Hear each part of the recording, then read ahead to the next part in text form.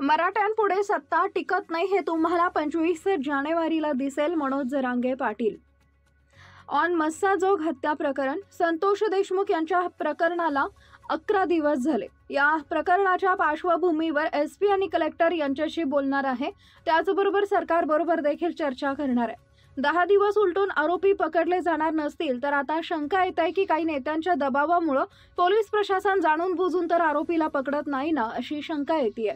जर जाणून बुजून आरोपीला पकडणार नसतील तर संपूर्ण मराठा समाज रस्त्यावर उतरेल. जर समाज तुमच्यावर विश्वास ठेवत असेल आणि तुम्ही विश्वासघात करत असाल तर आम्ही जास्त दिवस वाट बघणार नाही. आम्हाला रस्त्यावर उतरावं लागेल हे पोलीस प्रशासनानं लक्षात घ्यावं. या प्रकरणात जे असतील त्या सर्वांवर तातडीनं कारवाई करून अटक करावी लागेल. मुख्यमंत्र्यांनी यात लक्ष घालून देशमुख कुटुंबाला न्याय देण्यासाठी आरोपीला अटक नाही केली तर आम्ही हे प्रकरण दाबू देणार नाही. यात सुट्टी नाही. ऑन अमरण उपोषण. मराठा समाजाला गांभीर्यानं घेतलं नाही तर काय होतं हे त्यांना चांगलं माहीत आहे. मुख्यमंत्री आणि उपमुख्यमंत्री दोघांनाही ते माहीत आहे. अगोदर तेच होते आणि आत्ता पण तेच आहेत, फक्त खांदे बदललेत. आमच्यात सरळ करण्याची ताकद आहे. त्यांना दिसून येईल 25 तारखेला महाराष्ट्रात काय होईल. त्यांचे भागले म्हणून ते आरक्षणाबाबत बोलत नाहीत. त्यांना पुन्हा मराठ्यांच्या दारातून जायचंय. या अधिवेशनात मराठा आरक्षणाचा विषय तडीला काढा. 25 जानेवारीची वाट पाहिली तर राज्यातील सर्व समाज अंतर्वालीला येणार आहे. कुणबी नोंदी शोधल्या पाहिजेत. काही कक्ष बंद पडल्यात ते सुरू करा. प्रमाणपत्र वितरित केले जात नाहीत. आम्ही याबाबत सरकारला निवेदन दिलंय. तुम्ही सत्तेत असाल, बलाढ्य असाल, मात्र मराठ्यांपुढे सत्ता टिकत नाही हे तुम्हाला 25 जानेवारीला दिसून येईल. मराठा आणि कुणबी एकच आहे, त्यामुळे तो अध्यादेश पारित करावा. हैदराबाद गॅझेट लागू करा. सगळे सोयरेची अंमलबजावणी करा. या सर्व मागण्या 25 जानेवारीच्या आत मान्य करा, नाहीतर सळो की पळो करणार.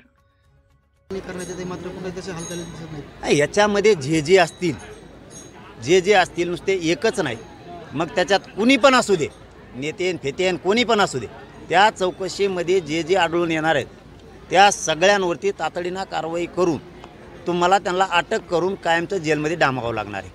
जर एकदा मराठ्यांचा संयम सुटला किंवा पोलीस प्रशासनावर सरकारवर असलेला विश्वास एकदा जर ढळला तर मराठे मात्र 100% रस्त्यावरती येणार आहेत. आणि तुम्हाला जाहीरपणानं सांगतो, जर मुख्यमंत्र्यांनी यांनी लक्ष घालून त्या कुटुंबाला न्याय देण्यासाठी आरोपींना जर लवकरच अटक नाही केलं तर त्या कुटुंबाचं मॅटर आपण कधीच दबू देणार नाहीत, कारण तो आमचा पण भाऊ आहे. सुट्टी नाही. दादा 25 तारखेपासून तुम्ही एल्गार करणार आहात, मात्र इकडे जर पाहिलं तर आता अधिवेशन देखील सुरू आहे. मराठा आरक्षणाचा प्रश्न आजही नवीन सरकार स्थापन झालं आहे, तेवढं गांभीर्याने घेतलं जात नाही असं पाहायला मिळतं. आता ती त्यांचा प्रश्न घ्यायचा का नाही, पण मराठ्याला गांभीर्याने नाही घेतल्यावर काय होतं हे यांना चांगला माहिती. दोन्ही मुख्यमंत्र्याला माहिती आहे, उपमुख्यमंत्री दोन्हीला माहिती आहे, कारण अगोदर हेच होते पुन्हा तेच आहेत, फक्त खांदे बदलेले आहेत. दुपारून नांगराचा खांदा बदलले तसं नुसतं खांदे बदलेले आहेत. फक्त इकाडी इकडे घातलेत आणि इकाडी इकडे घातलेत, काहीच फरक नाही. आमच्यात सरळ करायची ताकद आहे. दिसन त्यांना 25 जानेवारीला महाराष्ट्रात काय होतं. मात्र या अधिवेशनामध्ये दिवस आहे, मात्र या प्रकरणात कुठलाही ब्रशब्दही कोणी काढला नाही. सत्ताधारी असतील, विरोधी पक्ष असेल, कोणच नाही.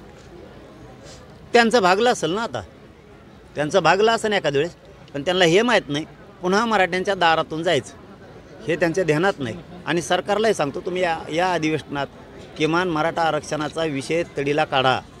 जर 25 जानेवारीची तुम्ही वाट बघितली तर पुन्हा राज्यातल्या घराघरातला मराठा हा 25 जानेवारीला अंतर्वालीत येणार आहे.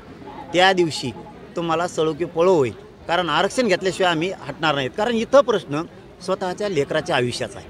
पक्ष तुमचा कुठलाही असू द्या, तो भाजप असो, शिवसेना असो, राष्ट्रवादी असो, काँग्रेस असो, कोणी असो, किंवा सामान्य शेतकरी मराठा असो, किंवा व्यावसायिक मराठा असो, किंवा नोकरदार मराठा असो, विषय स्वतःच्या लेकराच्या आयुष्याचा आहे. त्यामुळे इथं सरकार असो नाही ते विरोधी असो, मराठे सुट्टी देणार नाहीत. लेकरासाठी सगळे रस्त्यावर येणार आहेत आणि हे यांना 25 जानेवारीला दिसत. दादा कुणबी समितीची काय वाढीव मागणी असणार हो, आहे? आपण 1 वर्षाची मुदतवाढ त्यांना द्यायची सांगितली, परंतु नुसत्या मुदतवाढीच नको, त्या समितीनं काम करून त्या नोंदी शोधल्या पाहिजेत, रेकॉर्ड शोधला पाहिजे. ते कक्ष बंद पडले ते सुरू झाले पाहिजेत पुन्हा, कारण प्रमाणपत्र वितरित केले जात नाहीत. हैदराबादचे गॅझेट आहेत, सातारा संस्थांचे आहेत, हे लागू केले जात नाहीत. आणि या सगळ्याच्या बाबत आपण त्यांना मागणी पण केली आणि काल बहुतेक निवेदनसुद्धा आमच्याकडून त्यांना सरकारला गेलं आहे.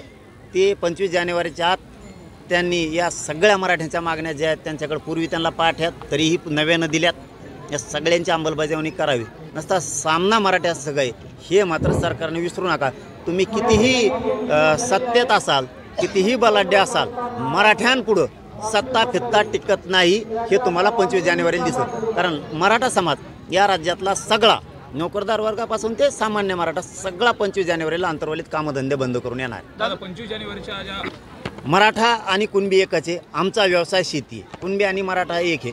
त्यामुळं तो अध्यादेश त्यांनी पारित करावा की मराठा आणि कुणबी एकच आहेत. कारण 83 क्रमांकाला मराठा आणि कुणबी एक आहे. आणि हैदराबादचं गॅजेट आहे, सातारा संस्थांचं गॅजेट आहे, बॉम्बे गव्हर्नमेंटचं आहे, औंध संस्थांचं आहे. या गॅजेट तातडीनं लागू करायचे. कारण हैदराबादच्या गॅजेटमध्ये मराठ्यांच्या कुणबी नोंदी आहेत. सरसकट मराठवाड्यातला त्यामध्ये बसतोय. सरसकट सगळ्या स्वरीची अंमलबजावणी करायची त्यांना.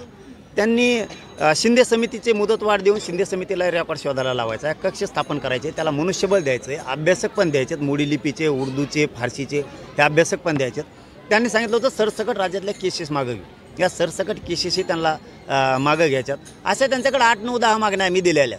त्या सगळ्या मागण्याची अंमलबजावणी त्यांनी तातडीनं करायची. 25 जानेवारीच्या आत नसता सरकारमध्ये बसूनसुद्धा हे मराठे तुम्हाला पश्चाताप करायला लावणार की सत्तेत असूनसुद्धा उपयोग नाही. शेवटी मराठ्यांपुढं सत्ता चालत नाही हे मराठे सिद्ध करणार आहेत. यावेळेस तुम्हाला मात्र चळोके पळो आम्ही करणार जर तुम्ही 25 जानेवारीचं आरक्षण नाही दिलं तर. झाले संतोष देशमुख प्रकरणामध्ये अद्याप काही जे हत्या करणारे आहेत ते लोकात फिरत आहेत असताना दिसत नाही. मी आज SP साहेबांशी, कलेक्टर साहेबांशी बोलणार आहे, बीडच्या आजी साहेबांशी पण बोलणार आहे. आज किंवा उद्या मी सरकारशी सुद्धा बोलतो या विषयावर आता. कारण आता 10-12 दिवस होऊन जर तुम्ही आरोपीला पकडत नसाल तर मग इथं असं शंका येते आता की काही नेत्यांच्या दबावामुळं पोलीस प्रशासन जाणून बुजून तर आरोपीला पकडत नाही आहे ना, अशी शंका यायला लागली. आणि ती पोलीस बांधवांनी येऊ देऊसुद्धा नाही. कारण शेवटी जर मराठ्यांच्या लक्षात आलं की जाणून बुजून आरोपीला पकडलं जात नाही तर पुरा मराठा समाज रस्त्यावरती उतरणार आहे.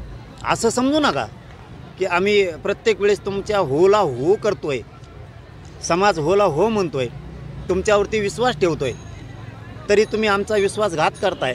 आणि असं वारंवार मग आता आम्ही लई दिवस वाट बघणार नाही. नाविलाजानं मग आम्हालाही रस्त्यावर उतरावं लागेल. हे पोलीस प्रशासनानं आणि मुख्यमंत्र्यांनी लक्षात ठेवणं गरजेचं आहे. नक्कीच पाहायला गेलं